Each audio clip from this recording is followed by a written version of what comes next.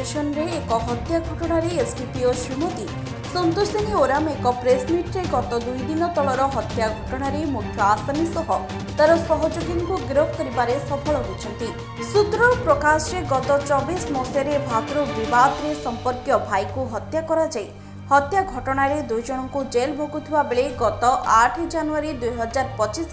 परिवार अन्य जने भाई को एकाकी अवस्था पाई लगाड़ी सिक्का को एक टांगिया चोटरे निर्मम भावे हत्या कराଯାଇଛି एवं घटनास्थल हत्याकारी को गिरफ्त कराଯାଇଛି। तेबे मुनिगुड़ा थानार मुनिखोल पंचायतर कुरेलपेटा ग्राम निकटस्थ डेंगुनीपेटा जंगल रे हत्याकांड भियाइथिबा सूचना मिली। आमर गत 8 तारिख दिन 8/1/2025 तारिख दिन आमर डुम्बुली पंगा जंगल रे कुलेरपेटा गाँव डुम्बुली पंगा जंगल रे गोटे हत्याकांडटे होता से पूर्व शत्रुता केन्द्र करी से गाँव कुलेरपेटा गाँव 2 जन पिला जो बटकू शिकका और लखन शिकका 2 जन मिसी गोटे ड्रोकू शिकका से गाँव गोटे लोक को लेकिन टांगिया से हाणिकी पकई से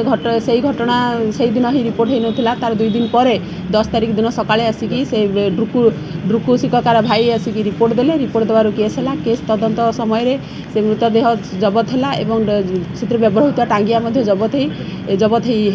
हो मृतदेह को पोस्टमार्टम कर पोस्टमार्टम बर्तमान सरीगला। आ 2 जन से आरेस्ट होती बटकू शिकका और लखन शिकका जो मैंने कि कोर्ट को फरवर्ड हेबे। यार मुख्यतः कारण हूँ 2021 मसीह जे मृतक जे वर्तमान मृतक जे ड्रुकू शिकका तार भाई